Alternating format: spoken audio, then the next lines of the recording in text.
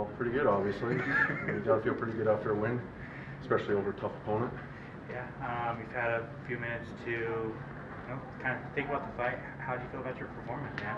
I haven't watched it, so I'm sure there's plenty of mistakes I can pick out of it and things I can learn from. But at the end of the day, what really matters is winning, and I won.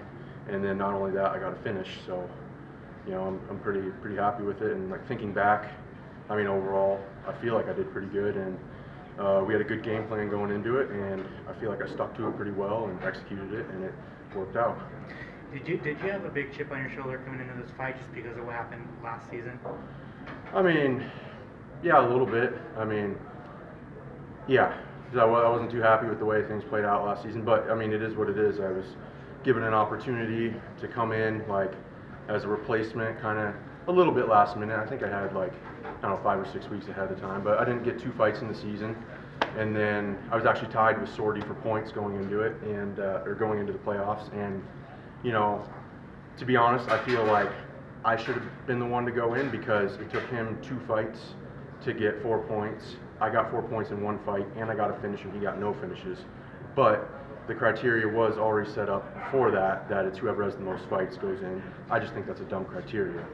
So that kind of annoyed me, but it is what it is. I was given an opportunity. I did the most that I could with it, and yeah, I can't really do much about that. Did you hear all the fan chatter? Like they were behind you, wanted you to get it. Did you feel that?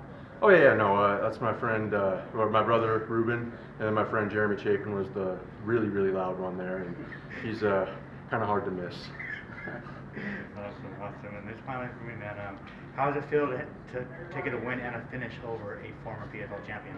It feels great. I knew going into it that Sordi was really, really tough. When my manager gave me the call, I was like, oh yeah, your opponent switched. You're stepping in. You're fighting Sordi. I was like, okay, awesome. That's a tough fight, but awesome. I have a lot of respect for him. Tough opponent. He won this tournament before. He's got a ton of experience. He's got 30 fights or 30-something fights. I don't know. He's got a lot of experience. He's been around, fought a lot of tough guys, beat a ton of tough guys. So a lot of respect for the man. And I knew it was going to be tough. And fortunately, like I said, I got great coaches, great teammates, great training partners, put together a good game plan, and stuck to it and was able to execute and get the win. Congratulations. Thank you. Hey, Cory, was there anything that surprised you in this fight from Sordi's game plan and things that maybe you anticipated to happen that didn't happen? Not really. I watched plenty of tape on him. I knew what to expect out of him. Like I said, he's had tons of fights, and it's pretty clear the way that he fights. So, it wasn't too surprising. I just watched some tape, saw what he did, and then game planned appropriately. I'm not sure how much you paid to the betting public, but he was a -455 favorite, I believe. I assumed he'd be a huge favorite, which is to be expected. He's got 2 or 3 times as many fights as me, and he's won this tournament before.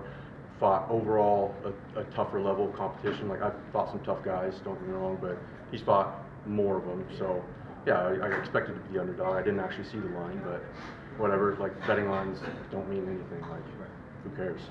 Last thing for me, you've got such a calm demeanor. I was curious, Cory, what makes you laugh? What makes you cry?